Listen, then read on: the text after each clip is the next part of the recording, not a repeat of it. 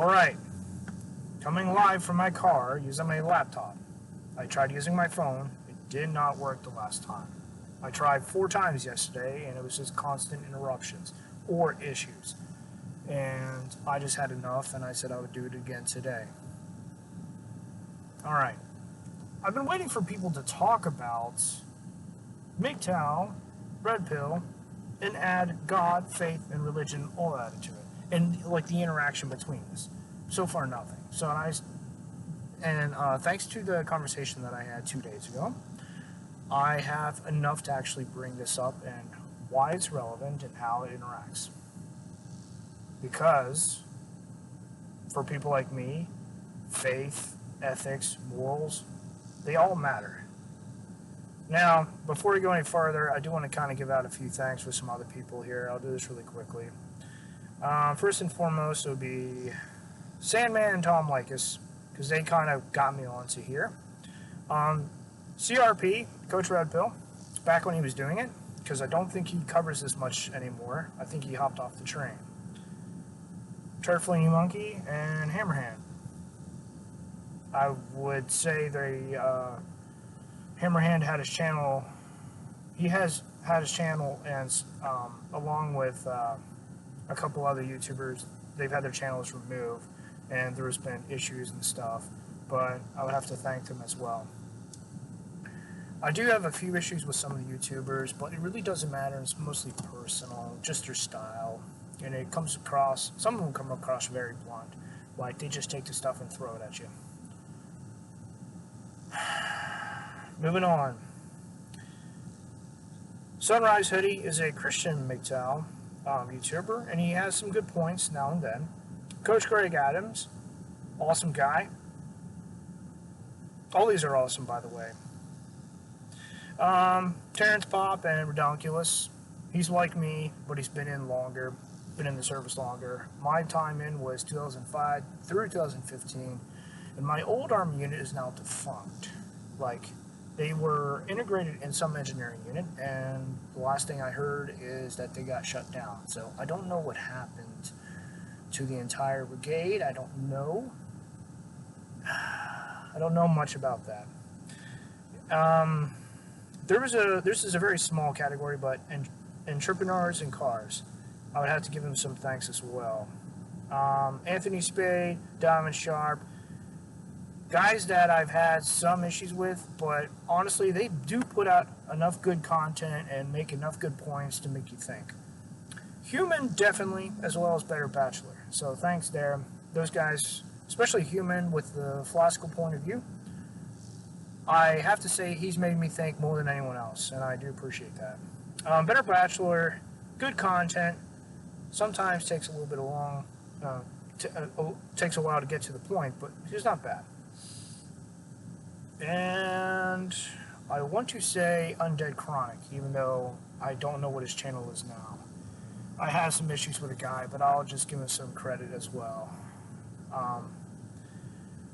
Having the courage to stand up and do this sort of video is hard. It's shedding light on a topic in a very much needed direction, and I don't like this confrontation, but I'll do it because no one else has done it, and it's important. This interaction is something that I hope to nail down in one video, but it may take some time. There's a lot of points. I have the conversation in here, like on my phone. I'm looking at it right now. Let's see here. So, I got permission to use it as well. Otherwise, I would just use my app. Let's see here. Oh, one more piece of information before I start. This guy is a Satanist as well. He's younger than me by a couple of years. He's late 20s, early 20s, I think. He didn't give his exact age. So, that does matter. I'm 35, and let me see here. We're both single, but he approached me with some good questions and conversation and all that, and he wanted my opinion. So this is what I was missing to do this video. So let's see here. I asked him what's going on in his end. He said there's a girl that he met today. She's a devout Christian, a friend of mine. I haven't told her that I'm a pagan yet, but I really like her, and she likes me. She's 14 years older than me, and we get along really well.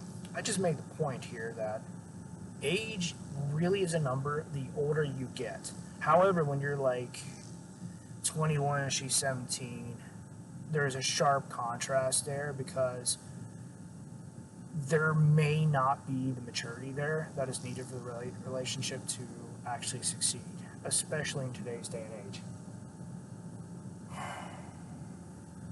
Let's see here. He did say that they get along really well and that they're friends. I do not know much more about that, about like how long they've been friends for or anything like that. I just pointed out some very good content here with, well, you know, these are what some of the women are like. I'm going to get to that. Well, if she's like half the other girls out there, the moment you tell her I like you, she'll realize that she has you and won't care about getting into relationships with you. This has happened to me and thousands of other guys.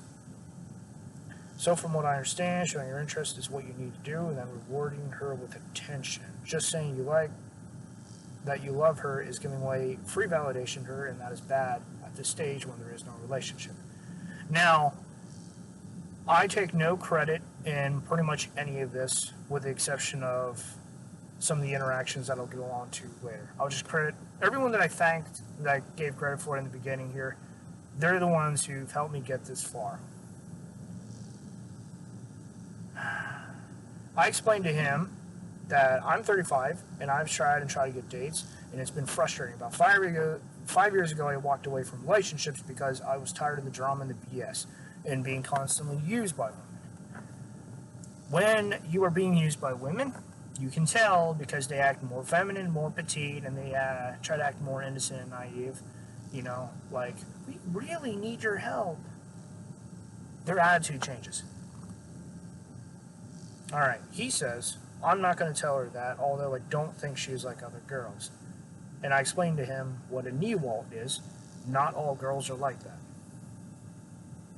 She came up to me one night and gave me her number and asked me if I wanted to go on a date with her. Due to problems, we couldn't, but we're going to see the movie this Friday. This was 2 days ago, mind you. So, this coming week. I explained to him this generation is in serious need of help and correction. And he also added, she's 35 too, which is another thing that worried me. I want to have kids of my own DNA. He goes on to explain how she has Asperger's syndrome, high functioning, and for those who don't know, it's high functioning autism, and he says that people with high functioning autism literally think differently than people who don't, which is usually a good thing, but for those who don't, many people struggle dealing with that, like dealing with the people who have autism, because they are usually hard to deal with from my understanding. I explained, regardless of that, if they are a man or a woman of value and worth, they will show it. About, you know, when he explained her age and all that. Because that's the thing. No matter what the age, if they are men and women of quality, they will show it. And sometimes, if they're, how do I put it? Sometimes there's sacrifices that are made that help to convince you that they are serious, that they're not trying to scam you or anything like that. Otherwise, time is the only thing that is needed to solidify a relationship. Time and getting to know others. Let's see. So, asked him about the age, pointed out some more red flags. But I was thinking he was younger, like in his teens, his later teens, like 17, 18. But then he's like, oh wait, no, you're older. So the age thing comes into play there for a little bit.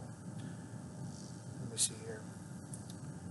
I also said that there's a lot of issues about this, so take it easy. Issues or not, there's still no excuse to be unprepared just because you are or think you are in love. And that is more dangerous. It might actually depend upon the stage. depending upon the stage you're at, you could be more easily manipulated. And I've seen this go for both sexes, but it really, I think there's a maturity as well as a understanding, a maturity, a willingness to look past faults and red flags. And there's probably some other factors, but those are the two off the top of my head when it comes down to like whether someone has experience and maturity or not, and whether or not they're likely to be used and manipulated within a relationship. There's a lot of women who manipulate by using sex or withholding sex. I wouldn't say there's other forms of blackmail, but I haven't really heard much as far as the way guys manipulate women. I'm not entirely sure about that. I've just mostly heard of the negative things that women have done. Let's see here. Conversation. By the way, I am starting with the conversation before I hit the part about where God and church come into play for all this. It's going to be throughout the conversation and a little bit at the end. Let's see. So, I still want a relationship. Yes, I'm 35 and I've seen a lot, but unlike other men, I still want to be in a relationship too, though not marriage, because that's dangerous these days. Marriage is unfortunately weaponized at this point in time, and many are incentivized to take advantage of that or of the other person within the marriage. And that is awful. It's not that I'm not willing to take my chance. It's that I've learned at this point in time is I have to be friends with the other person to actually build upon that friendship. Build upon the relationship with that friendship. But I will never risk that friendship for a relationship, which I have also found. You got to have something to build up a relationship. Something has to be there. There has to be time, or in the case of my parents, they were childhood sweethearts from college. So there was a lot of time invested there. But for others, like I want to say some of my family members, they met online and they spent a couple of year, 2 years talking. I don't know the exact number. You gotta have time for these sort of things. Let me see here. I want a marriage, but that was what I said as far as the comment. Let me see here. Yeah. This was in response to Asperger's, what he said about that. Never lose sight of the bullshit, red flags, and whatever your goals are. Also, relationships cost time, energy, and money. We all know that, but we don't all have experienced that. He says, that's true. My goals are to get married and have children of my own DNA. Let me see here. Back to what I was saying, while you know yourself best, it is helpful to lean on more mature males, as well as those who have more, those you consider to be wiser, those who have positions of authority. This is where the church comes into play. Those who have a higher understanding, those who have more experience, even relatives, because from where I grew up, I had a loving, caring family, and I have very good, very close family friends, and the people in my old church growing up were awesome. I went back this past October. I went back, I want to say in September, to go back to my hometown, and I was able to revisit some old family friends, because I had moved away my family moved away when I was 17, and I was 34, I hadn't turned 35, so literally half of my life I lived away from where I grew up in Pennsylvania. So close-knit friends and family really do matter, and the trust is there. I was building up to the trust part. Let's see. reach them, then what? When he's talking about his goals. Having children, I said, then what? Let me see here. Then I explained, very simply, a high number of men get lost when they hit this because they have never planned for more. They consider marriage to be an end. They never consider it to be a stepping stone.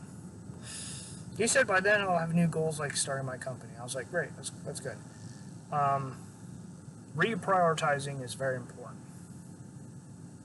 It took me 4 years to replace my desire of marriage self.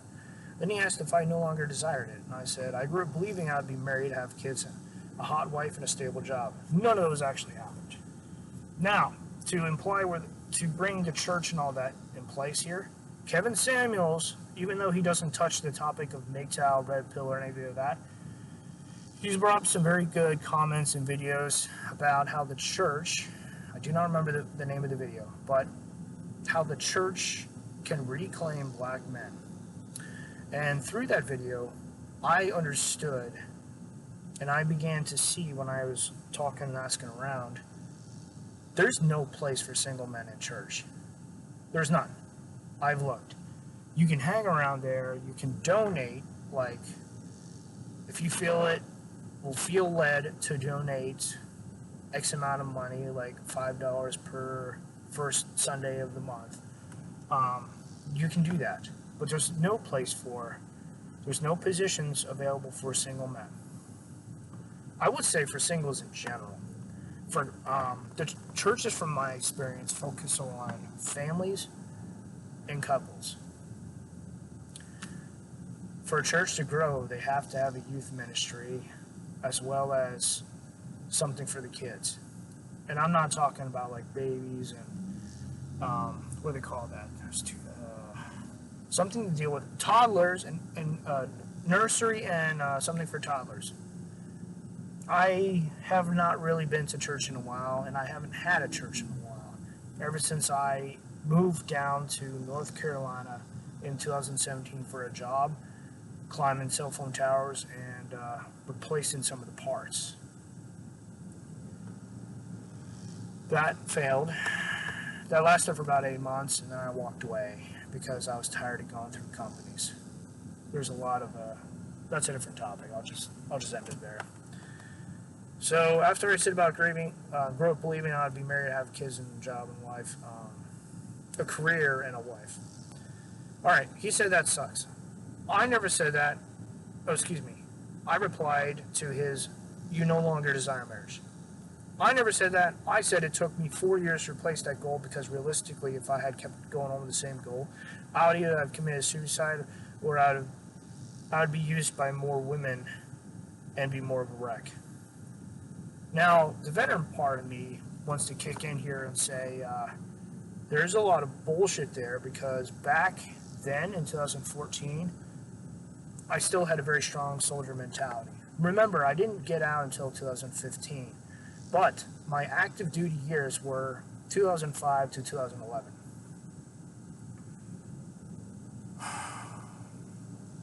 When you go from a high, intense, small, local environment, the way the military is, because they're their own little world, you go to something more broad and more open with less restrictions and virtually no one telling you what to do, because someone like me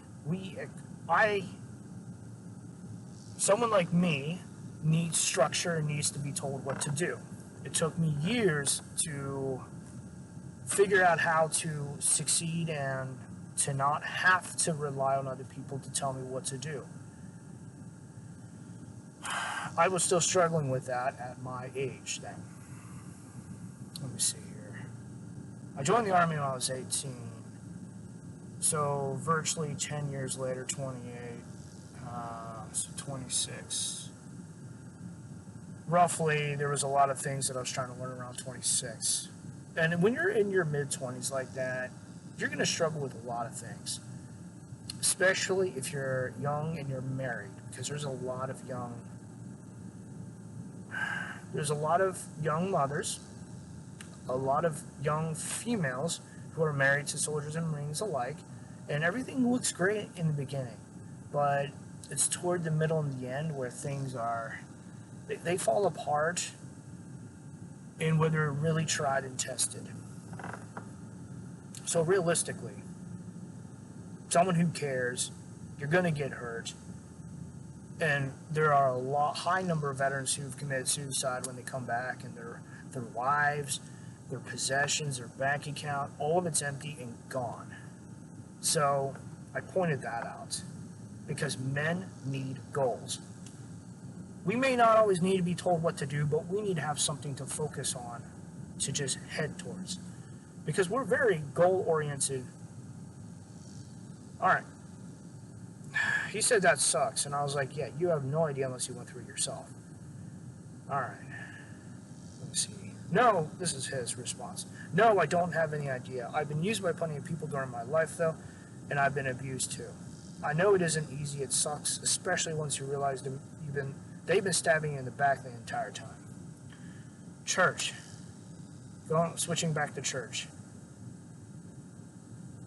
There are too many Christians who I've seen wear masks and pretend to be people who they're not. They should be very much different. They need to be different. If you're going to wear any sort of a label as saying you're a Christian, you need to show that you're different and how you're different, and actually stand up under some pressure. Otherwise, what's the point of calling yourself a Christian if you can't even stand up under some problems and challenges and issues and stuff? There's going to be plenty of people out there that you can help or focus on or do something with. And in some churches, there is some backstabbing as well.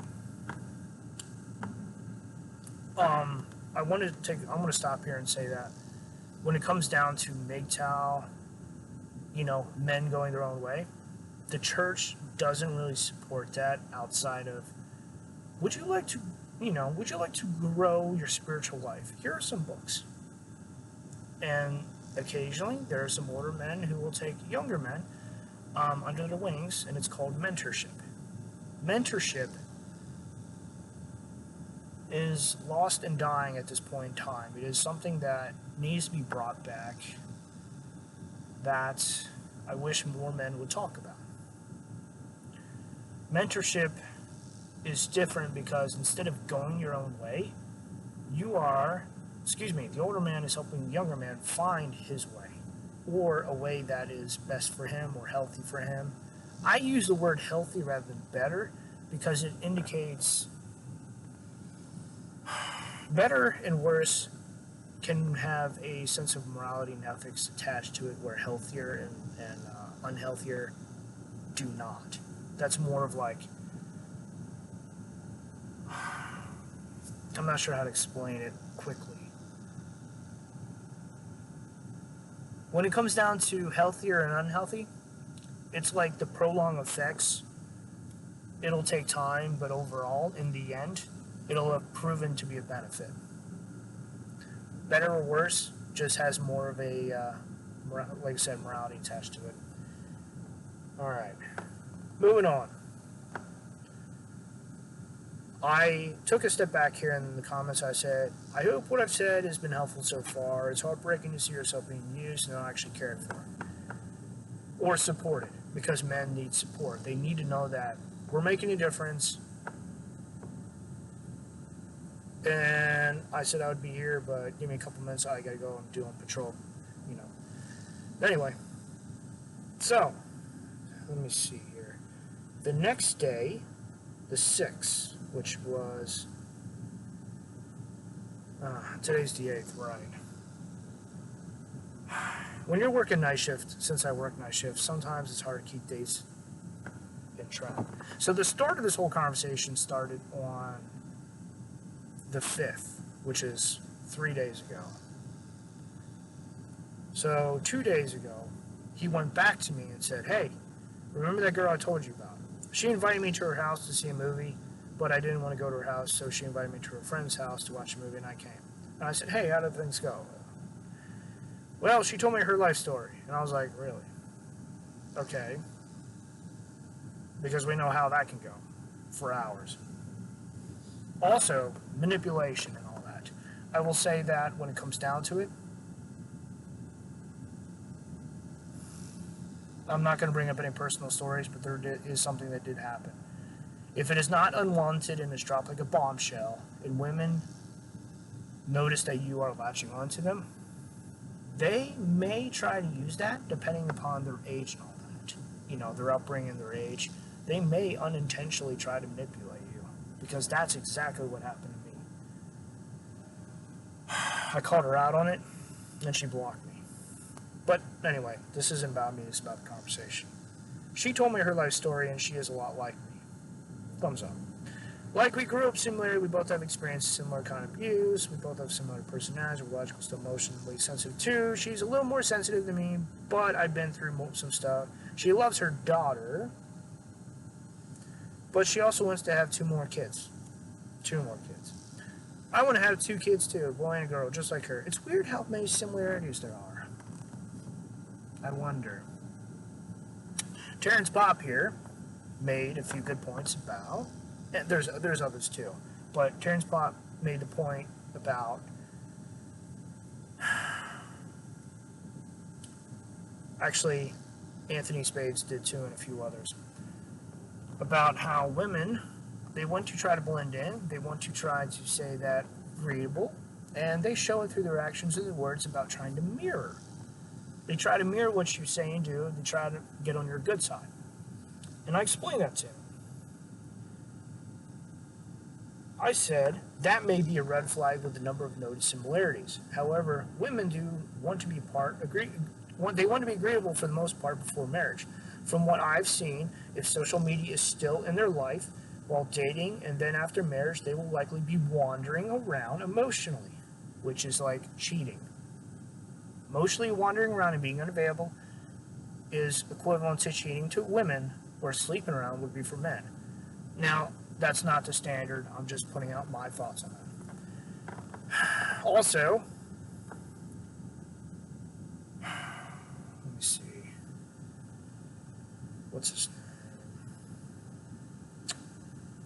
There was one of the YouTubers I mentioned as far as the thanks part. He's big as far as this whole, like,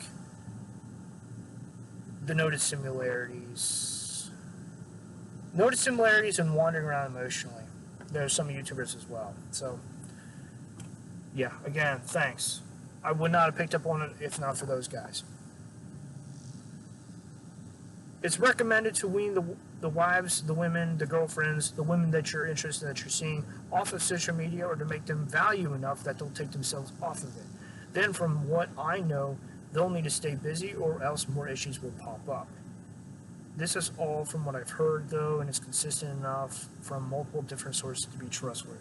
Again, pointing back to the YouTubers that I mentioned at the beginning of the video here. I ended with, for this particular segment, that and learning more about men and women's nature is quite frustrating, to be honest. I want to switch over that when it comes down to the church, many talk about how idle hands are work of the devil. And that is very true, more so for women than with men. With men, we're very visual, so you look at something, get turned on. You got to control where you're looking and for how long. If you can't control where you look, then just make sure you notice it, thumbs up, and you just move on. Because otherwise, the footholds, the addiction, the lust, that will kick in. And that's when the problems start. Let's see here. Donovan Sharpe. There we go. That's the name I was trying to remember. He's the one who was talking about social media, handing over phones. Like, if there's going to be trust, they can hand their phone over. You can go through it and check and make sure they're not talking behind your back to other guys. So, thumbs up to him for that. Great. That was just a great point to make in general. Let me see here. Men and women's nature is very deep and very frustrating because it always seems like there's some sort of a hidden agenda or something that needs to be addressed. The church, going back to the church, they try to put down a good solid foundation, which is missing in half of the people that are out there today. From, I want to say, around 2005 and going on up, which is, it's going to be 2022, so 17 years. Like, the kids that are growing up, I mean, 2000 to 2022, like, I mean, the next group, the next generation of kids are growing up with, most likely in some kind of a broken home, one parent, usually it's the mother from what I understand, but that's not always the case. And when there is only one parent, there is not enough time to instill proper foundation, values, ethics, morals, something to give them to focus on, like a goal, a dream, something. And so, what do they grow up with? Some only grew up with their friends. They learn this stuff from their friends and not their parents, which is where half of these half-baked ideas come from.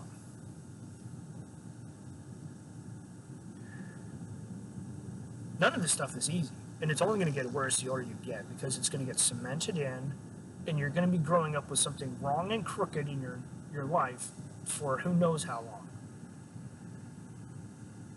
That's important because people, once they hit around probably 11 at this point, 11 through 33, 32, they end up getting a high sexual drive, and it needs to be dealt with, and that's where the best chances of dating and marriage and all that should happen, but not always, and it's only getting worse.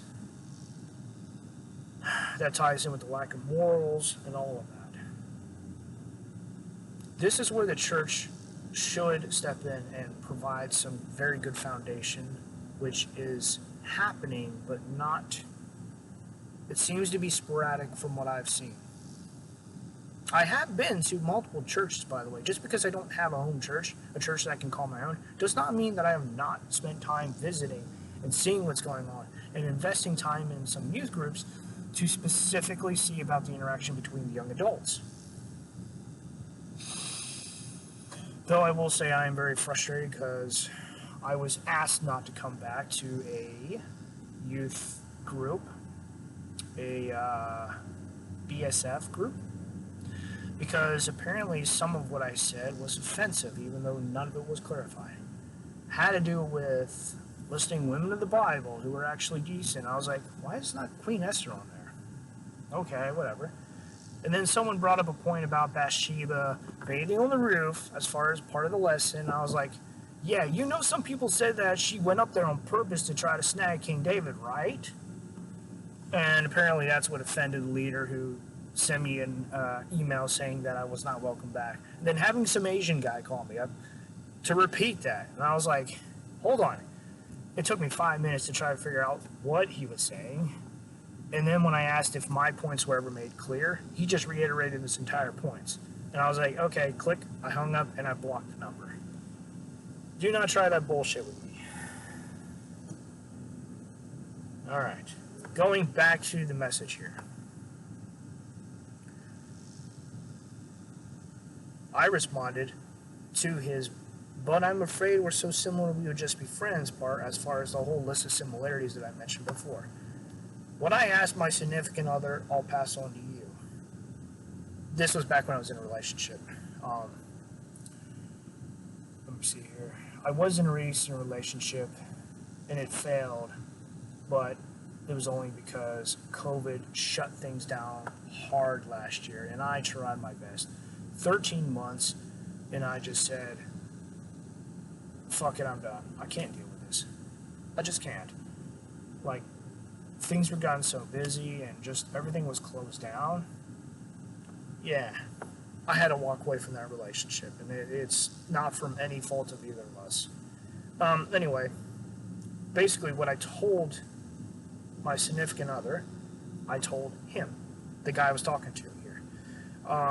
Are you willing to risk your friendship with her for a relationship? At some point in time, they're going to have to stand up and ask him about a relationship. That is when you risk your friendship. If there's no friendship there, then the rejection is going to hit you a lot harder. Also, this was stated by members of another men's community that I'm a part of by a well-respected man. This is Kevin Samuels, by the way. He is, again, he's not really a part of like MGTOW, Red Pill, or anything like that, but he has it. He tries to work with some of the women, the black women in the communities that go to him, and he does a good job with a lot of the questions and a lot of the bullshit and drama, and he's very polarizing, as some people have said. So thanks to him for this. What do you, the woman, bring to the table that you have not offered up to another man? Many women struggle with this because all they've ever offered up is sex. Donovan Sharpe also did a video talking about this point that Kevin Samuels did as well. So I would have to give them both a bit of thumbs up here. Kevin Samuels for the original content, Donovan Sharpe for actually breaking this point down and giving some more feedback.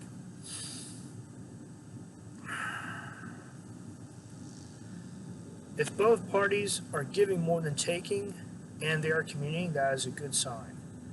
The church, going back to the church here for the interaction.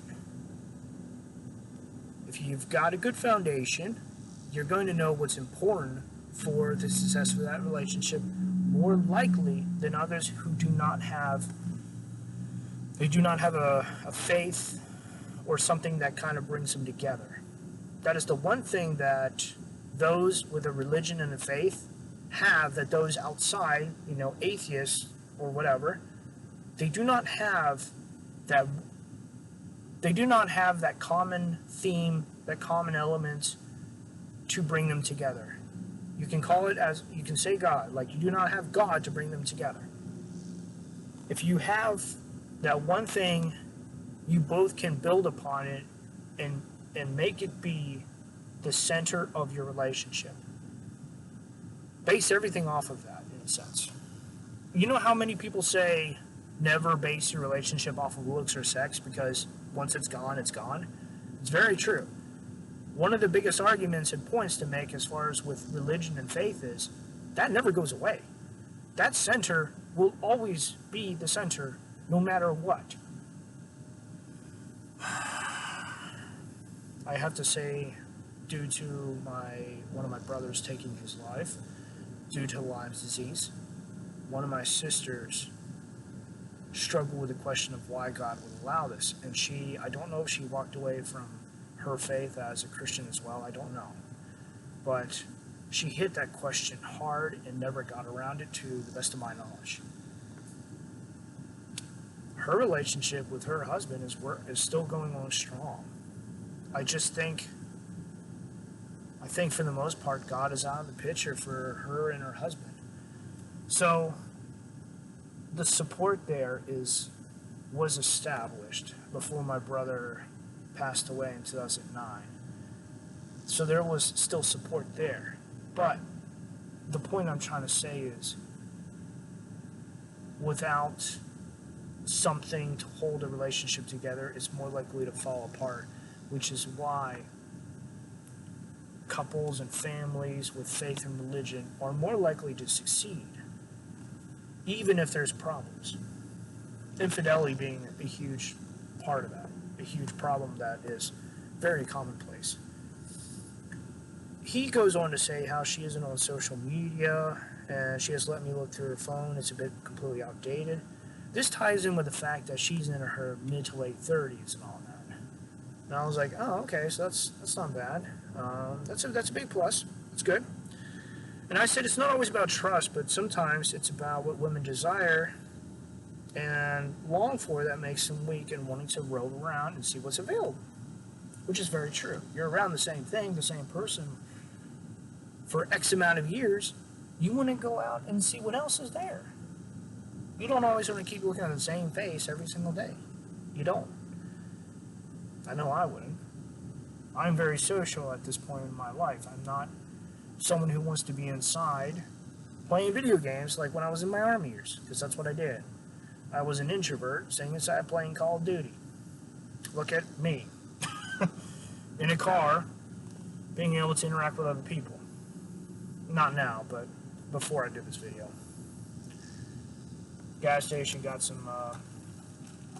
a drink, talked to the intendant there, who I've known for probably like 2 years now. Good conversation.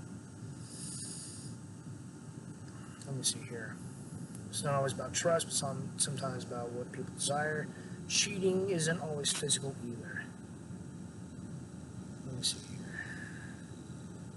She owns a house and property. Her house is blah, blah, blah. Purchased it for a few $100s. And I said, red flag. But only because if you're at her mercy and she's volatile and emotional, she's likely to throw you out. This comes from other men who have had women who are emotionally a wreck, who are not sound, who said GTA. Or is it GTFA? GTFO. I don't use that phrase. They have issues and they kick you out. Other men have felt this. And I have seen videos where women are screaming at men, doing some horrendous shit. One of them even burned down this guy's car.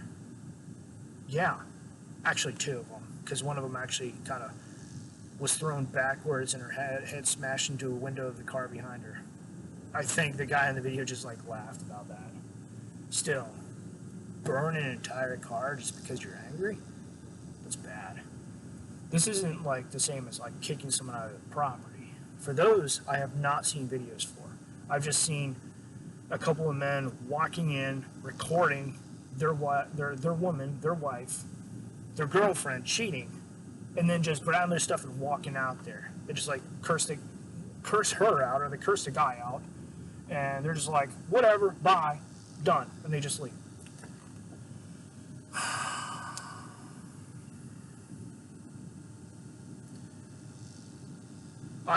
Okay, in response to, she purchased it for a few $100s.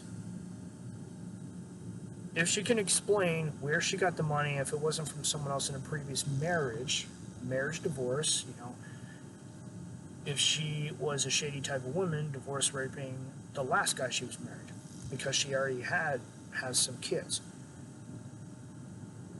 Let me see here. I said, yeah, you might be safe if that is, she can explain where she got from. And some low, dirty-handed women marry men for their wealth, only to divorce them of their finances. And I linked a few videos down below. Joe Rogan on women getting rich from divorce. The #1 reason women divorce men 80% of the time. Anthony Spade covers quite a bit of some of this stuff too. So props up there. He's got some good videos. I recommend checking that out. I'll link all of the YouTubers as far as like credits and stuff down below in the video, in the links below. So feel free. This is like kind of like free sponsorship in a way. Let me see. Dude, she's not very emotional. She has Asperger's syndrome, which means she's incredibly logical. Since when are women logical? I don't mean that disrespectfully. It's just the only ones who I know are logical are the older ones. The ones who've calmed down, the ones who are actually able to think, who have some experience, who know some of the warning signs, the ones who should be in a position to actually help guide some of the younger women so they don't make some bad mistakes that are currently going on now with dating bad boys and using good, stable men for their money or whatever else they have. Like a house, like possessions, cars, vehicles. Let me see. He explains a little bit about her, which I'm not going to get into. He also explains his plans of just wanting to spend time with her. Some of it's confusing about not wanting to marry her and not being sexually attracted to her, which I was like, okay, can you explain? No? Alright, moving on. But I understand the dynamics of money and marriage, which is one reason why I'm fearful. Going back to divorce rate. That's a big issue, and he's actually aware of that, which is good. I give him a thumbs up for that. 6 years ago, I lusted for my first girlfriend. We were passionate. There was sexual energy, fire there. I haven't felt that romantic desire since. Was it my fault for not feeling that way, or have I just not found the right woman yet? The church, many people, many videos, many sermons, they say how lust is bad.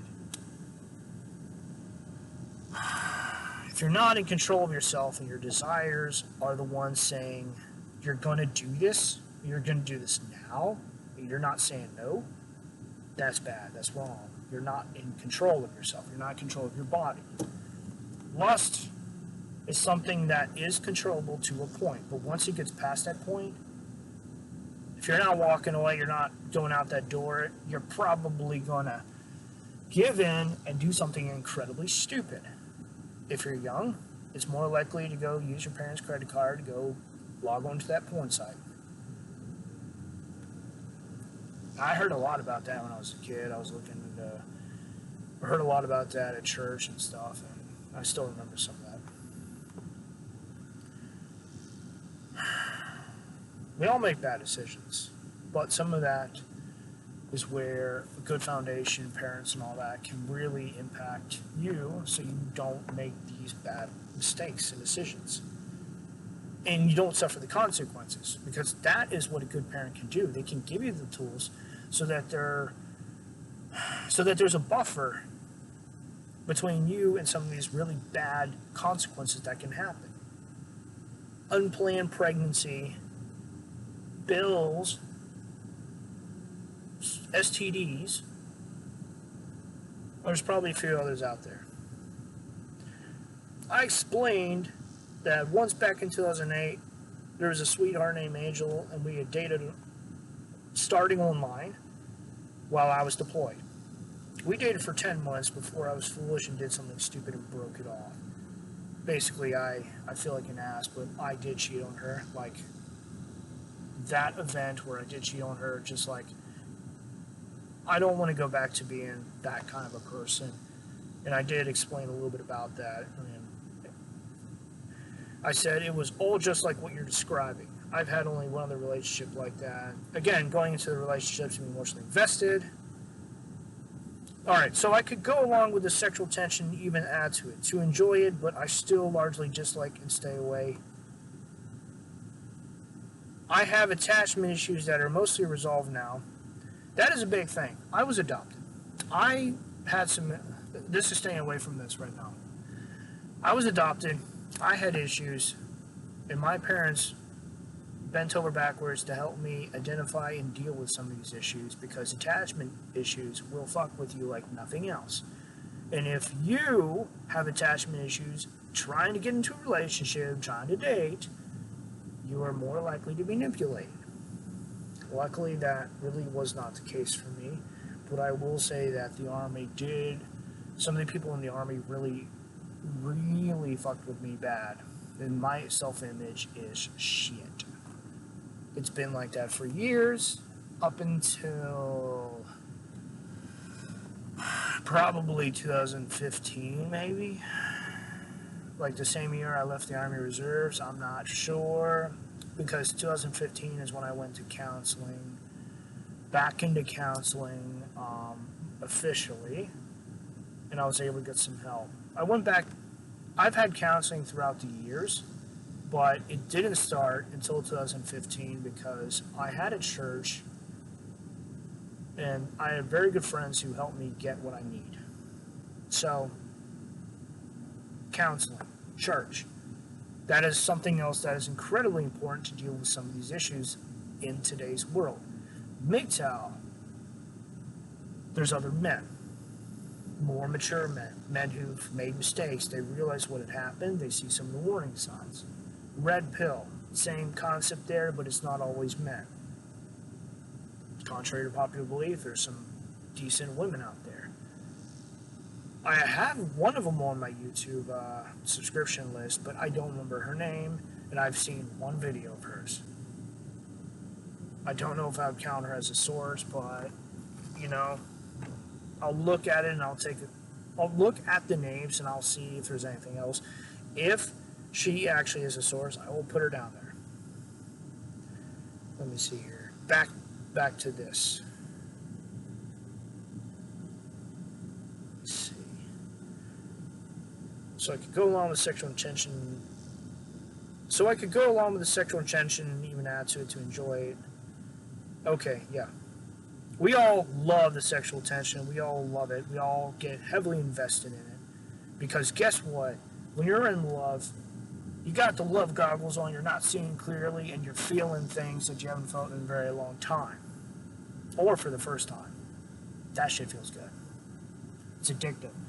Chemical impulses in your brain. There's nothing like it except maybe drugs. I mean, it is a drug in a way, because it's chemical. Let me see here.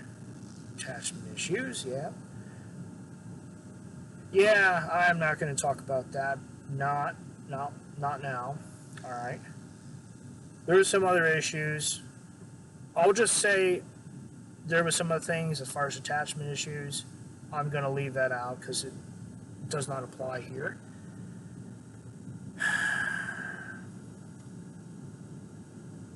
Let me see. The key difference is that we were friends since 2017. Yes, if you have a friendship with someone and it builds into a relationship, you got something there to work with.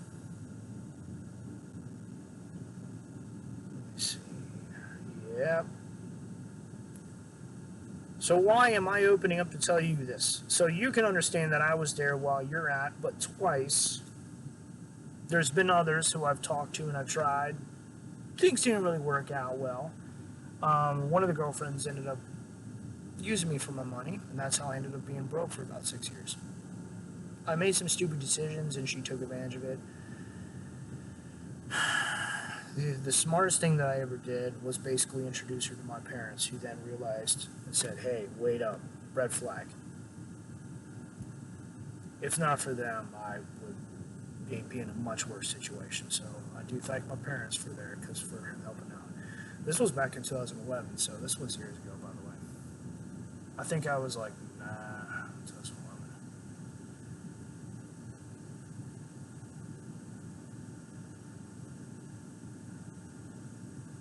I was 33 yet. I was 23 at the time, I believe. So why am I opening up to tell you this? You can understand that I was there twice. I know I myself want the passion of my life, but I also know that friendship has to be there to support the relationship as well as to help carry things through when troubles hit, which will happen. Troubles always hit. They will always hit, and they will always find a way to mess things up. The Army talks about Gomer Pyle, and there was something else about, like, how, shit will always happen. I forget, there's more to it. Yeah. Passion. Once you get it, you never want to let go. He goes on to say, my first girlfriend and I, we were friends for years before we started dating. I accidentally sent her a dick pic one night. I was trying to send it to another 15-year-old, and once I had it sent to her, explaining, oops, my bad. She liked it, though, and her boyfriend was abusive. I supported her, she left him, he begged me not to get near her, and I took her from him. And at this point, I'm like, red flag, red flag, red flag, red flag. Just like, dude, stop.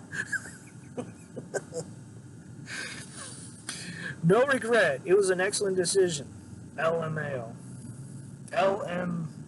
Whatever.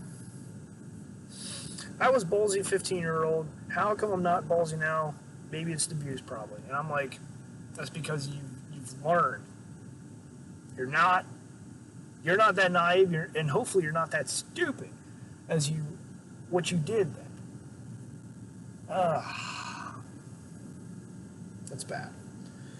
So I explained about the red flags, what he was doing, and all that, and I'm just like, dude, stop. He didn't even say anything about people who gave him advice for this, he hasn't said anything about any adults, any friends, anyone just saying, dude, stop. MGTOW, other men, red pill, men and women, mostly other men, and then there's the church. They got people to say, hey, look, this is what you should do. This is where I'm pulling this from. My experience, my failures, God. Like, you got to have something to if they don't have these in their life, they're going to make mistakes and they're going to do some really dumb decisions. I mean, granted, if you can get away with it and look back and laugh, you can definitely call yourself ballsy, because we've all done that.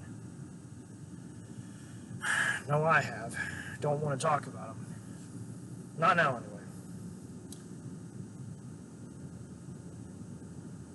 I responded to, was it my fault for not feeling the way, or have I just not found the right woman yet? That was back before, like 30 minutes ago.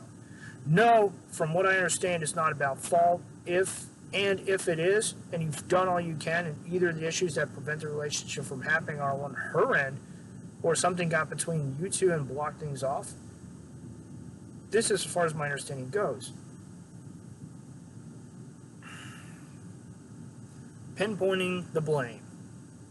You should only do that once you've looked at yourself, you identified the issues and problems, you've taken steps to actually work on it.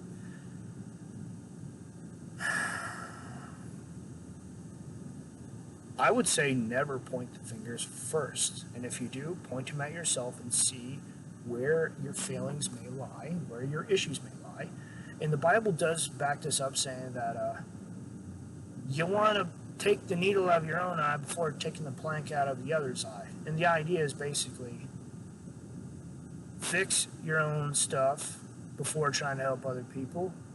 And in another verse, it says, it adds to that by saying, so you can be blameless before men. So the idea is basically you work on yourself so you cannot be accused. You cannot be, there can be no fault found in yourself or what you've done. And also when you try to help others out, you won't be a hypocrite. Let me see here. There are two critical points, going back to here. There are two critical points to make here. Many modern women of today struggle with accountability as well as responsibility that make it hard to have a successful relationship. If you want to play victim, it's really hard to fix your own problems and issues because you're probably not even going to recognize them, even if someone just points it out. If you already have a friendship and you two are already committed, something can be worked out, especially if there are kids in the picture that you both actually care about. Some men are very much against that, and I just say, hey, I was adopted, so guess what? I do care, but you know what? We can disagree, so whatever. Going back to this, there is also another good point to pass on that I've learned from my time in the men's communities that I'm a part of. Some I left because of ranting and raving never actually ended, and it was always about finding fault and issues, and I was just like, all right, I heard enough, I'm done, checking out, bye. This, I want to say, Better Bachelor has talked about quite a bit, so I'll give him props here. Women control, actually there's been a few others too. Women control when sex happens, and men control when the relationship happens. That's why so many women try to control the sex, to make men give in to their demands. It's a hard pill to swallow, but to take, the best response I've found after 2 to 4 years is to first acknowledge that it's okay. Hang on. Let me see here. So this has to do with identity. That it's okay to be yourself. It's okay to be alone. It's okay to be single. And you know what? There's a plan for you. And this is focusing back as far as with God. Going back to the church here. If you believe in God, this is what I call. There is a grand design. Everything has a purpose. Everything has a function. God has a function, a purpose, and a design, and a place in this world for you. And that's what I explained to him. And I said, you know what, at the very end here, it took me 4 years from 2017 to now, to finally accept that it's okay to be single, it's okay to not be in a relationship. And I did fail. Like, I tried 3 relationships between now and 2017, and all failed. One for COVID, the other for a cousin, a relative that screamed at me and had a fit and threatened to call the cops. And I was like, I am not trying to cause any problems. I care very much.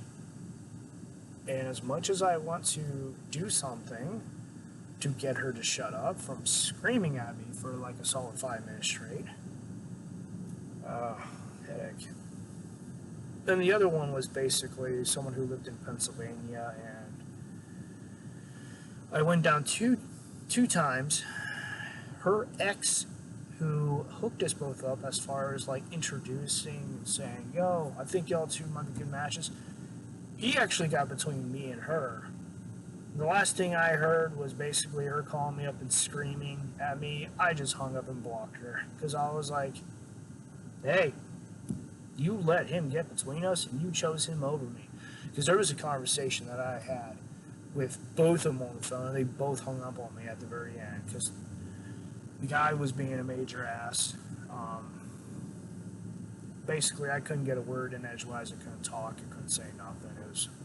It was all a lot of shit put on me. So she clearly showed me where her allegiance lied. You know, who she cared about. She cared about her ex more than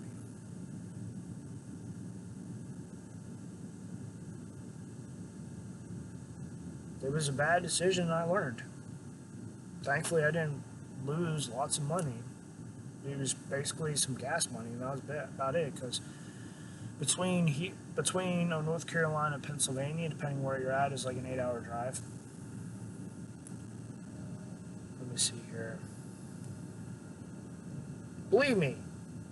Okay, responding to, was it my fault for not feeling the way, or have I just not found the right woman yet?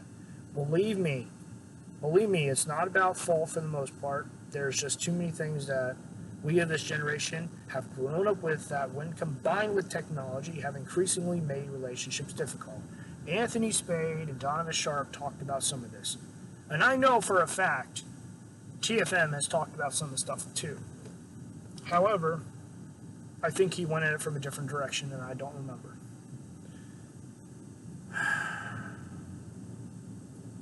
Better Bachelor also mentioned some of this as well.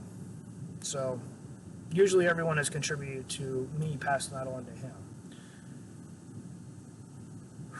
He explains how he wants to enjoy sex and relationship one day, and that he's going to work towards it. And I was like, dude, I respect that. Like, me and so many other men want that in our life. We want a relationship. Not all of us want families and kids, but like some of us want to actually have something to shoot and aim for because we care and we want to have families of our own. Entrepreneurs with cars. I need to give him credit. I forgot to say him as far as the credits. I need to list him as well. His shtick here, the thing that he talks about is, single women and their kids and like dangers and stuff to watch out for. So I'll give him some credit there as well. Because families, if you're walking into someone who has kids, you need to be prepared, or else you're probably more likely going to walk out. And the whole thing's going to cost you big. I told him, explained to him how I grew up in a traditional family, and believing that sex was wrong, women were always the victims, men were always the perpetrators, and that I was trash. And that comes directly from the Army. Because if you're not aware of the Army, breaks you down so they can rebuild you up into someone who is an effective fighting machine, who will take orders without question, and who will get shit done.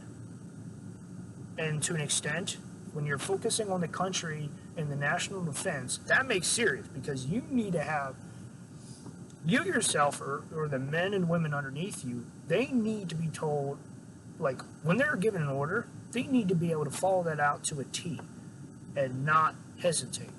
One of the worst things that you can do is to not make a decision. And if it's the wrong one, you still made a decision, and hopefully to the best of your ability. So, yeah. Some of these things I just simply cannot talk about. It does not add to the conversation. It takes attention away from the points that I'm trying to go for, which again, MGTOW, red pill, God, interaction with all of this. This is a very long topic, I know. And I explained to him, as far as the whole, I want to have sex and enjoy it every day too, one day. I want to have sex and enjoy it too, one day. I said it's a shame that so many young men are getting fucked over by the way things are going, which is being enabled by technology, specifically dating apps.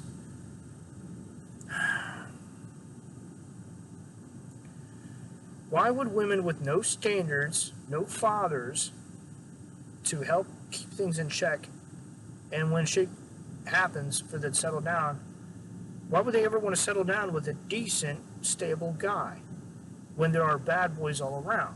You know, exciting. Guys are exciting who actually have a decent, excuse me, I wouldn't use the word decent. When they actually have something that is very stimulating, that's very, like, energetic and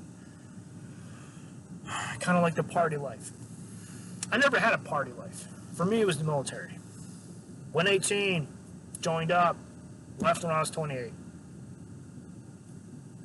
I never had a party phase. It's cruel and extremely destructive. Many men have already taken their own lives, and unfortunately, since I'm an Army veteran, I'm particularly at risk too, as like 22 veterans commit suicide every day. The church, going back to the church here, the church offers support too. Now, for veterans, they offer additional support, not the church, but there's veterans crisis centers, there's like the VA, there's places that will offer free counseling that you don't have to pay for. You just need to, like, sign some paperwork, make sure that everything's in order for you to get counseling.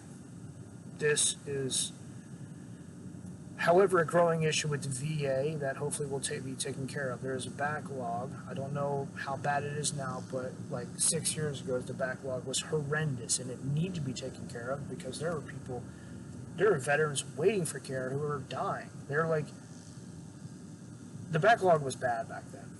I don't know about now. The church, on the other hand, usually offers resources. And as I tell other people, look, even if you have nothing else to go to, no one else to turn to, walking into a church is better than nothing, because there are a few decent people in, like, every church that I've been to, but in some churches, you never see them. In some cases, they're the ones who are just doing all the setting up and tearing down of, like, tables and chairs and stuff. Like, pastors, preachers, people who are deacons and elders, sometimes they just care about their position. They care about making sure everything's running smoothly. They don't really care about the people in some cases. And it sucks, because, like, these are people that should be trusted. The church has a lot of issues, but there are a lot of decent people out there who actually want to help. They just may not always know how to help. In some cases, they may value themselves more than the other person. They put their own image first before they put other people. In other words, I'll help you as long as it doesn't make me, as long as I don't have to dirty my hands. I don't have to do too much. Mega churches. Small point here. Mega churches, from what I heard, and I've looked through this, and the article that I read, I could not find. This was about earlier this year, and I was looking for something I read last year. There was a couple who donated for like 12, 15 years to this one mega church, and when they finally asked for help because they were financially broke, they were told, sorry, we can't help you, or else we would have to help everyone else. and they were basically in a crisis, and they walked away. And you know what? I can't blame them. I really can't. They got screwed over bad when they needed help, and it's awful, dude. So, mega churches, many people are in it for the money. You can tell because they talk about the prosperity gospel. They talk about, if you give, you'll be blessed. Give us money. There's more to it. I'm against that. I'm against people who use the Bible to go hurt, scam, abuse, and basically not help. If you have a faith, you have a religion, you should stand up for it. You should make it look decent. You should be decent. And not take advantage of others. Yeah, mega churches. I'm not a fan of them. Yeah, okay, so he says, back then I wore a leather jacket with some metal. And he talks about a funny situation him and this one girlfriend he had back in the middle of high school that was then caught and then was talked about for like the rest of the time that he was there. Mutual masturbation. And they got caught. As I said, funny story. Oh boy. Doesn't say where though. Oh man. Jeez. Oh, nope. It says right here, yeah. The library. All the shit you can get away with in the library. Oh man. Funny stories. I have some funny stories too, but I'm not talking about it. My first, okay, replying back to what he said about my first girlfriend and I, we were friends for years before we started dating. Wow. I'll just say, yeah, you're right, ballsy. Hopefully you've learned some things, because that's just red flags all around. That's going back to when I was saying chucking red flags left and right. I was like, hold up, stop. He said, why am I not ballsy now? And I was like, because you've learned, you made some changes, and you realize your actions have consequences and what not to fuck with. We've all learned that. There's just people and things you do not touch, you do not deal with, because there will be retribution, there will be consequences, and you will learn your lesson. Or you will get severely hurt or beat. Yeah. Some people have a hard line. Never cross them. He asked, what red flags? And I explained to him a lot of what I explained here through this video. And he explains how he was sad after all that, because I missed the feeling of closeness and trust, and now she's married with kids now to my best friend from high school. And I was like, ooh, yeah, that sucks. I feel really bad for you. Because you probably lost two people, someone you liked and your best friend. Two people gone.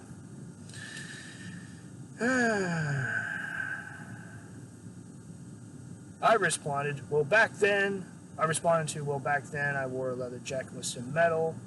I said, guess what? Once women realize that what she did with you, she can do with anyone, that should worry you. And Donovan Sharpe and a few other people, Anthony Spades, they do talk about some of the stuff here. Once they get addicted to dick, once women go from guy to guy to guy to guy, they start experiencing things that they get addicted to. The feelings, the sex, all of that. It's all addictive to most people. If you are a sexual being, you are most likely going to go through this one way or the other. I've talked to people who are asexual because they've had experiences, and they're like, dude, no, I'm done. And then there are those who have undergone some sort of something to genital mutilation. I did talk to a few of those people, and it's heartbreaking there, because that was ripped away from them, just like rape victims. Except some of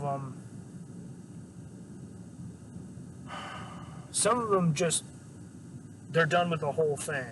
And again, going back to asexual, that's where they ended up being. Other people don't have a choice. It's taken away from them.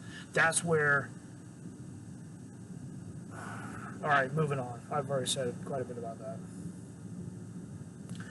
Yeah, but once women go from guy to guy, they are possibly unable to emotionally bond, and it increases after each guy that they were previously with. This is bad. Many women struggle with responsibility. Many women who want to be the victim. I say women, but in reality, I'm sure there's a few guys out there too, you know, because I know some people are going to respond back to that. Many people want to remain a victim rather than take a hard look at their life and actually try to make changes to fix what is there, because it is easier to point the finger and blame than to say, I fucked up. I said, just look at VP Harris and the issue that she's letting grow because of her refusal to revisit the border in Texas. That's just one example, and it's political, but women in power. Unless you're into bondage and BDSM, you're probably against that. No jokes there. Because I knew some people who were in the BDSM community, and they were cool with that. But that's on them. I will say this though, putting women on pedestals is a bad idea, because you're having them be the standard, and whatever else that they have there goes with it. So if they have issues, you're likely to push it off to the side and not acknowledge, not focus on it, and not realize it for the problem that it is. If they're nasty and they're the wrong type of people, they can get away with it too. That's a problem. I said, this isn't me hating women in any way, shape, or form. This is about the lack of responsibility, the issues with being entitled, and destructive behavior that is or has destroyed the ability to pair bond. Because the thing is, sex is like glue. It cannot make the relationship, but it can make what is there stronger or worse. It all depends upon what people want and what they're aiming for. I mean, if they're decent people, yeah, that really helps. Why you would have sex with someone who's a monster or a decent person, is, you know, abuser, is beyond me. Probably because you have some issues that are unresolved and you need counseling, if that is the answer. He said, I know you're right, because that's what she did. She cheated on me with another man. I just said, hey, I hope I helped you out here. And on a personal level, I frown upon public sex for multiple reasons, but mainly because of just how many others are affected by it. This was in response to a previous message, but, dude, the majority of people who are watching this video will have an ex, and they will have had someone cheated on them, or they themselves have cheated on another person.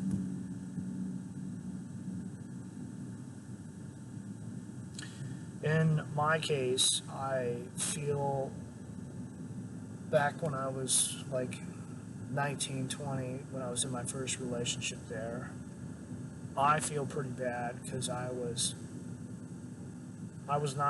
not that good of a person. I didn't really care, and I was the one who cheated.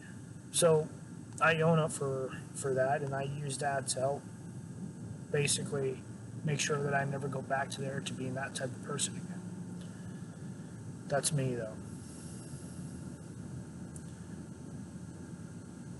Yep. When he asked about, you know, what red flags, I just said, here, you know what, here's a couple videos, take a look. Try to get your own idea and understanding of what this is, because I've talked a lot about this already. Let me see here. There was a video that I just watched right then when I was talking to him, like literally before the conversation started, by Human. But Don't You Care? It's an horror video.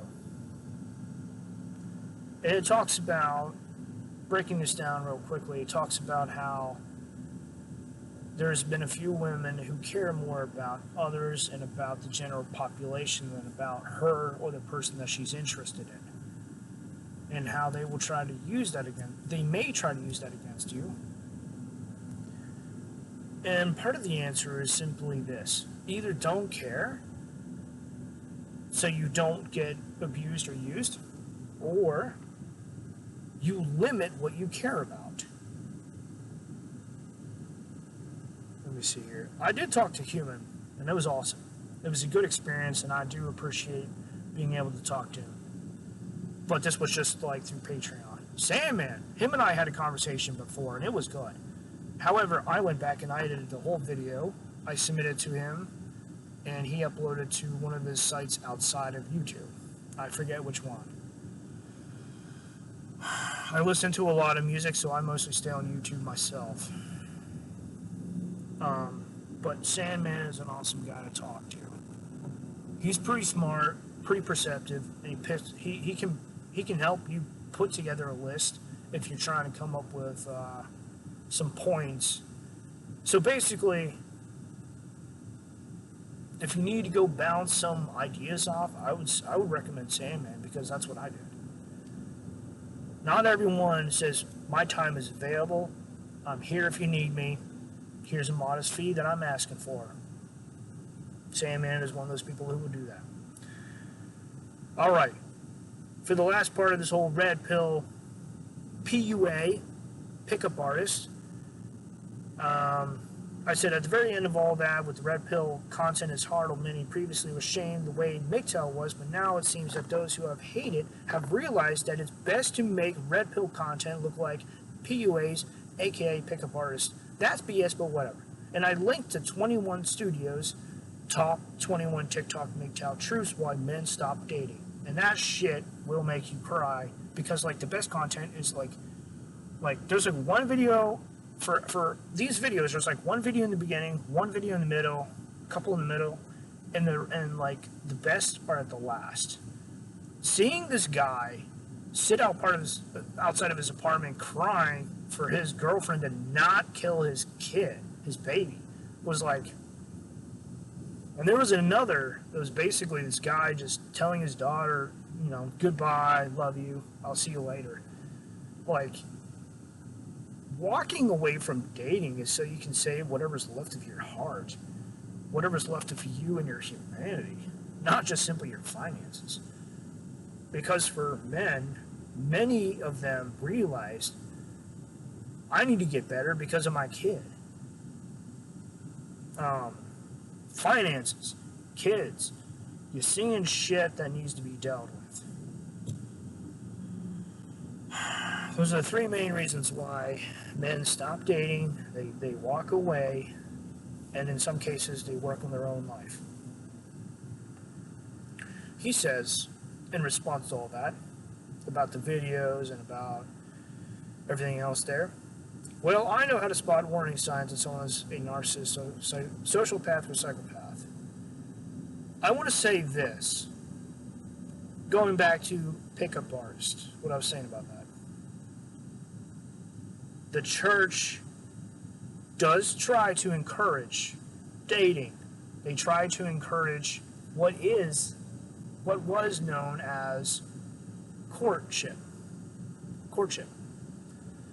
Basically, if you two like each other and you want to date, you set a time period for when you're going to actually evaluate where you're at and see where you are, and then see if whether or not you're going to ask the question, will you marry me? That is basically a hard limit, because unlike dating, there is a starting, there's an ending point. Dating, there's nothing like that. Courtship is, I would say it sounds more professional, but from what I understand, it's just a start and a stop. I think that should be brought back, because the focus is put on being the kind of person so that you could either say, yes, I want to get married, or be like, not for me, bye, done. Then you leave.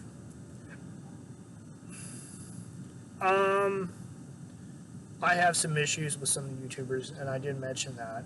Some of this is personal reasons why I'm not a big fan of their content.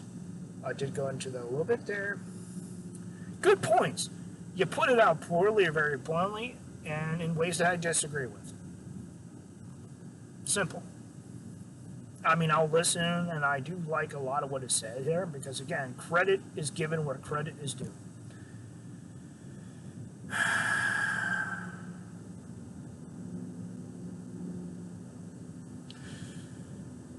Let me see here. Going back to what he said about missing the feeling of closeness and trust, and I said, yeah, that happens, but don't feel sad or bad, because if she slept around before marriage, what makes you think she will change and settle down? Better Bachelor, Donovan Sharpe, and a few others have said you cannot turn a whore into a housewife. Because they lost their standards, or they never had any to begin with. And now you're trying to give them standards so that they can be a parent? A spouse? How broken of a person do they have to be, or you have to be, to think that this could ever work by itself, without any counseling, without anyone to actually keep an eye on them to make sure they got their shit together? Yeah, good luck. That ain't happening. And if it does, there was something there to begin with. Several things. Counseling is probably one of them. And the only way that I can think of that you can turn any sort of a person not suited for marriage or being a parent into one of those is counseling and accountability. Yeah, sorry, got riled up. If she has access to technology and dating apps, chances are she will emotionally cheat on you, if not physically. These are important points. I love women, but once I saw what was going on, I refused to enable bad behavior to be a part of those who would want to abuse or manipulate me, and to protect myself. That is why I walked away. I hated it. Hated it with a passion. But you know what? I refuse to take my life over a woman. Because of feelings, because of what I should have, what I grew up dreaming I would have, that I have not had. It sucks. But in the end, being by yourself is not the worst thing that there is. I said, in the end, it seems it's best to wish her well and to move on. If she hasn't, chances are good she'll come back begging for attention and love, to give you some validation, or to ask for it, and probably sex. And if you don't know any better, you would probably say yes. But if you do, your answer will probably change. And he responds, says, I don't love women. I love myself and very few others. And I was like, I got you.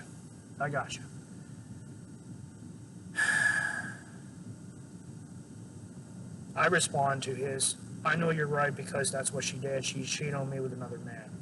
I said, I know I'm right because of what I've learned from other men, from my own failures, from those who are wiser and more mature in positions of authority. And I try to pass on to you and to others what I've learned, because I want to see you succeed, and because this is personal here, but this is also slightly pride related, but it's not really unhealthy. If I get to a point and there's someone who crosses paths with, I'm going to set them up for success. And in some cases, I'm going to set myself up for success right along with them. It's a win-win scenario. I don't abuse, I don't use, and I don't manipulate.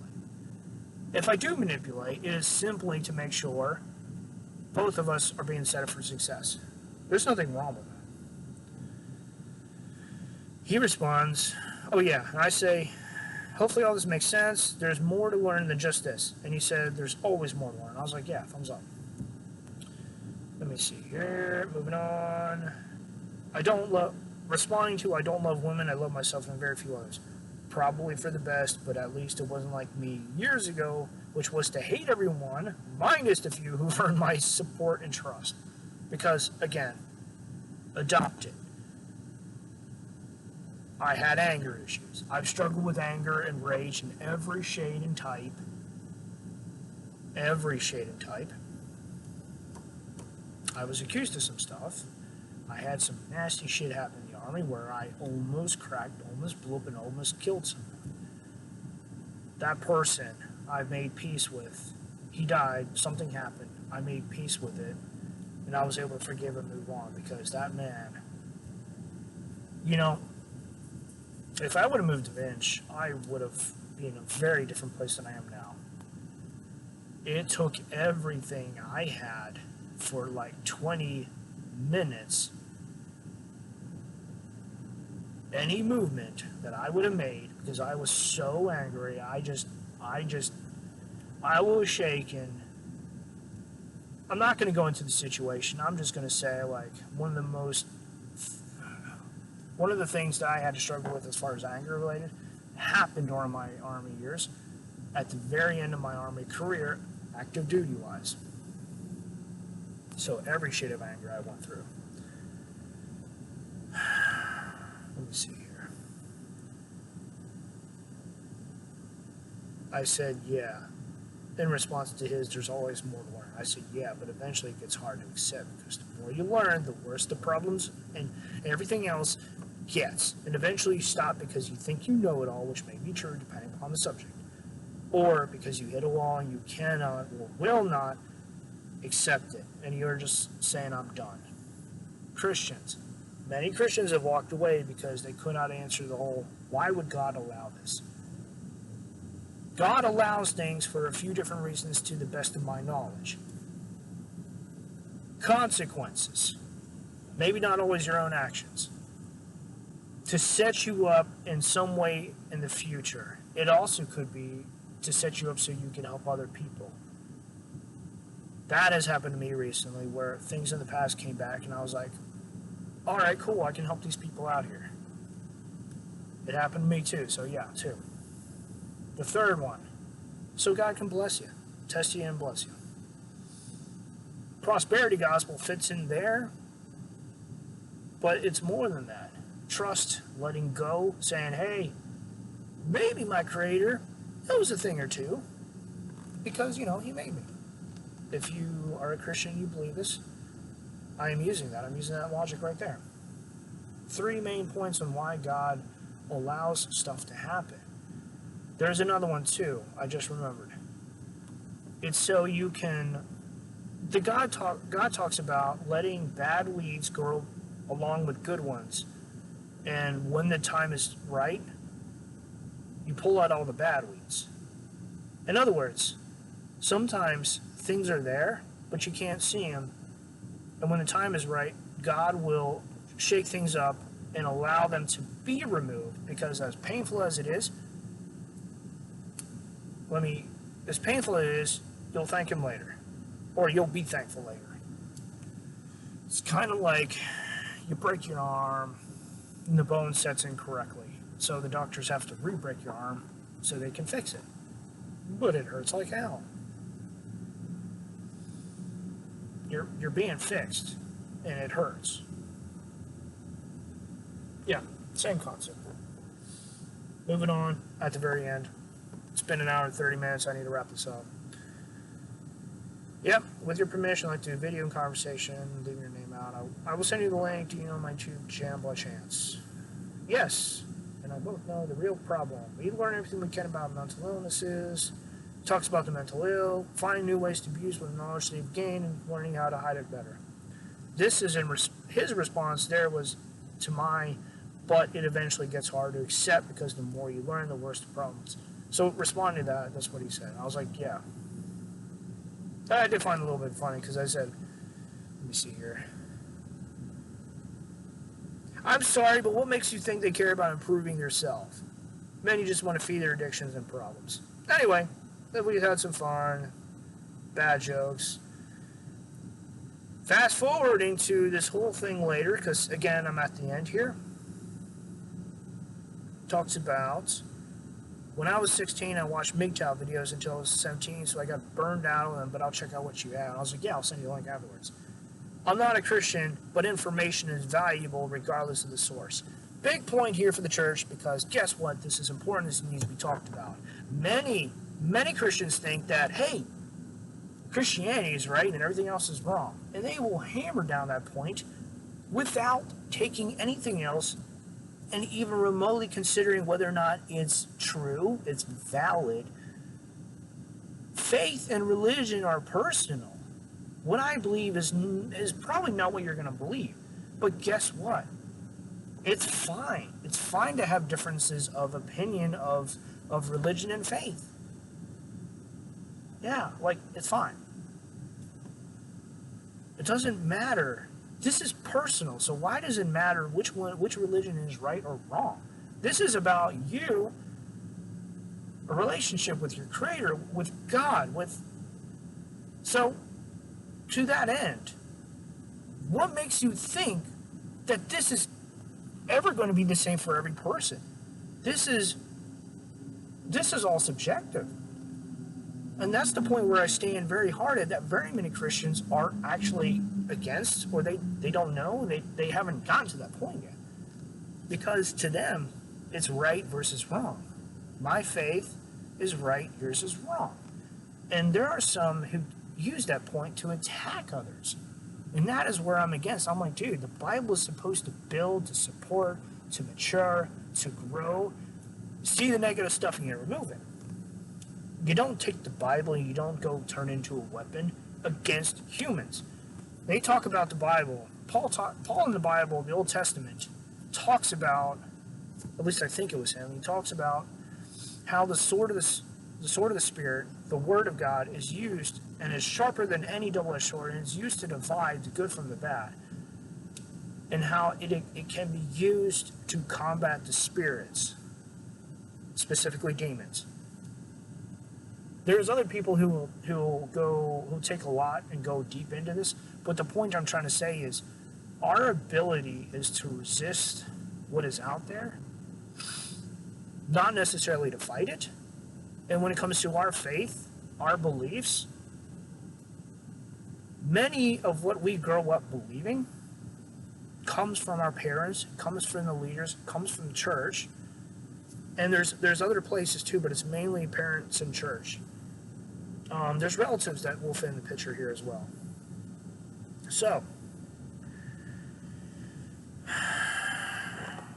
he goes on to talk a little bit about his about Satanism, because that's what he's into. That's what he believes. And Satanism, and I did talk a little bit about it. I was like, oh, so let's see here. He says, I actually have learned a lot from Satanism, and I share none of the core beliefs. I just know LaVey studied mysticism and conjuring, so a lot of his magic is based on older sources.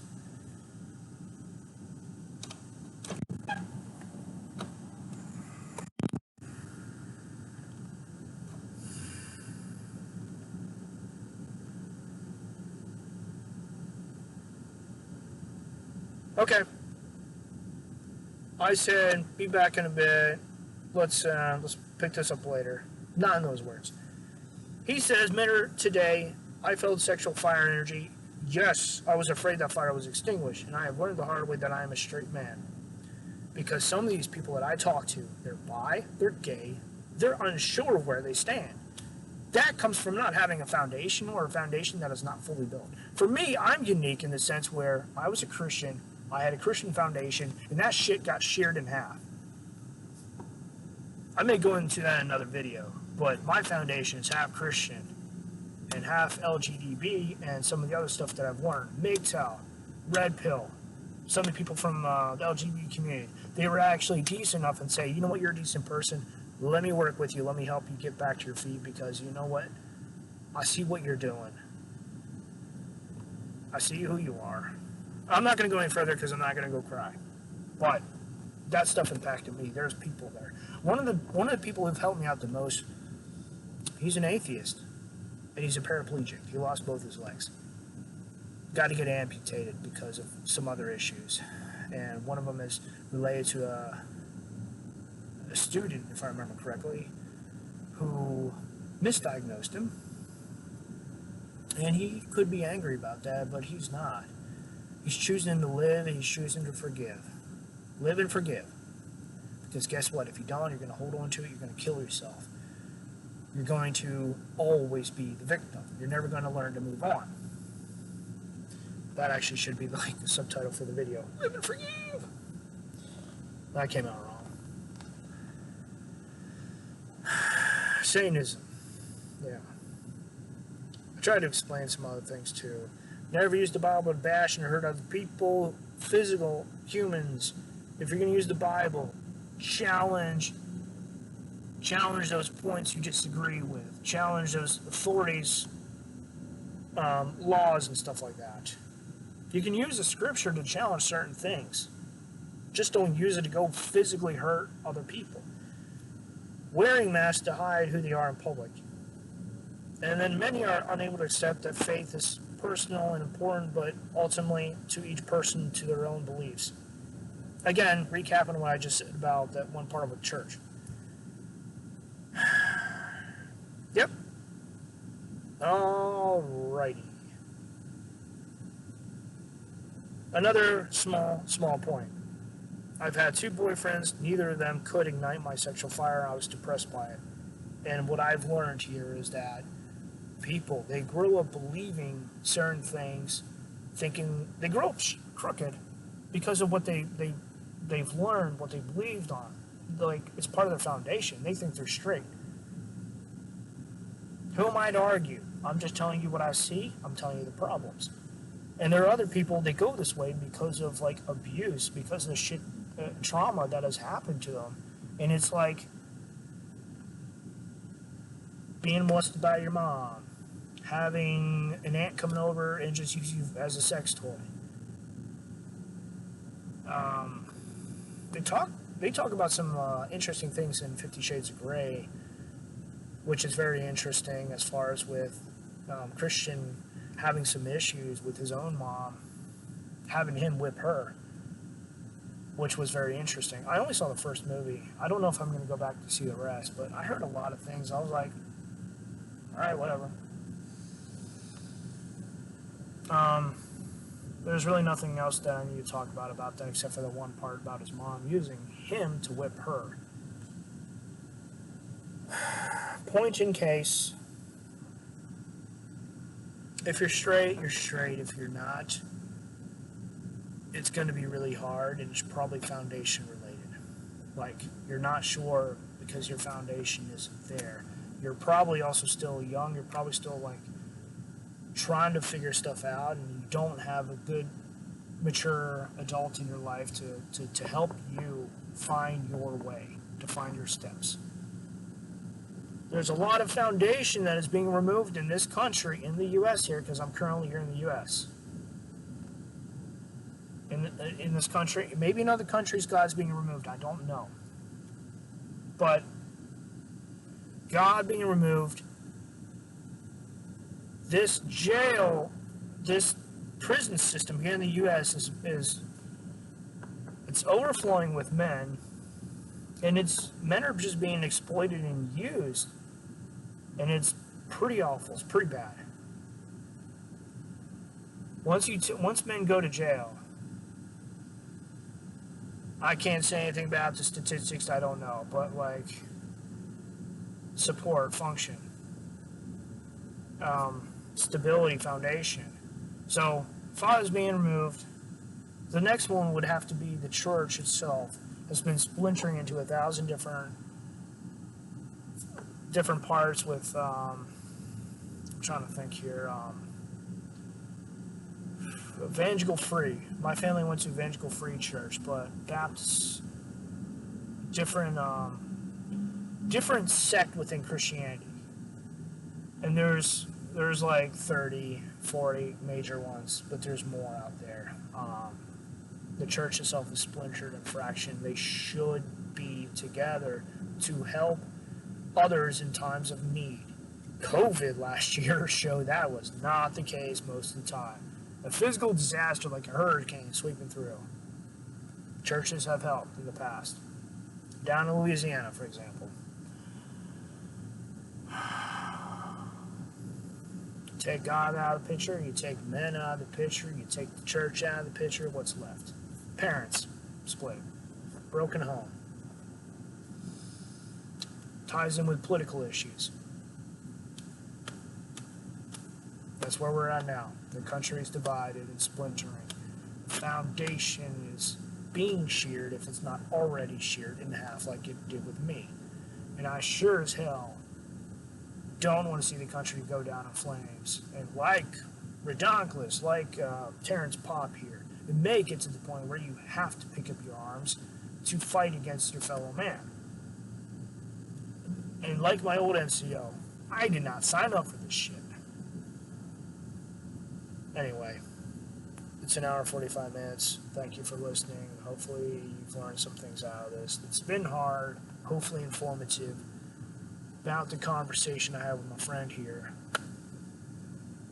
Tying church, God, and MGTOW all together. I think I've hit every single point that I was trying to go for, because guess what? They don't have to fight each other. They just have to go along certain points and accept that there's going to be differences in opinion,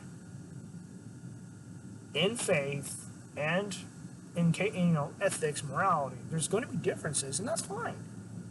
Different standards. All right.